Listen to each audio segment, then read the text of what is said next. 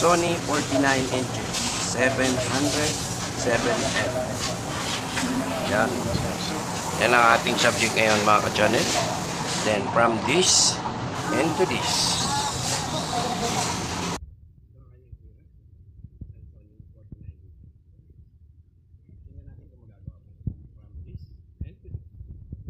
So yan, mabilis ang remedy at gagawin natin. Kasi ayaw nyo ng mahaba. Ito, try natin yung mga common na remedy. Yan, try natin dito. Kasi dito ang malakas yung pitik ng flickering. Tingnan natin. Ayan, ito siya. Pagkakahang yung isang channel. Ayan, puti din. May mga guhit na. Try naman natin doon sa kabila. Yan, dito naman natin tayo magta-try. Then click to. Yan, from this into this. Yan, tingnan natin. Yan, ito ang epekto.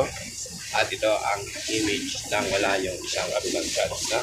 Meron siyang may pitik-pitik na dito. May guhit din sa kabila. At dito tayo magta-try na. From this into this. So yan, nakita nga natin kung saan may malaking click. Dito tayo sa may kabila. Kasi nung hinang natin to, merong guhit. Tapos isa merong flickering. Nakita niyo sa video. Yo, madali ang solusyon. Gagawin natin yung mga common. Hindi na natin binilang. Madali ang solusyon. Gamitin natin ng mga usually common remedy. Yan. Gagawin na natin from this to this. Gawin na natin yan. Titingnan natin ngayon kung ano na ang itsura ng image, no? Sana makuha natin sa isang blocking na. At ayun na nga mga ka-channel. Ayan.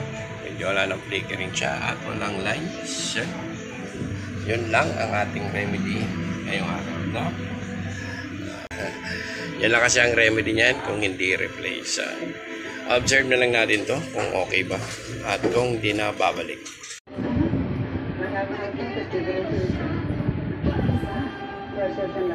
So yun lang guys for today's video. Iniksa na lang natin. Hanggang sa muli sa susunod nating video. Thanks God and peace out.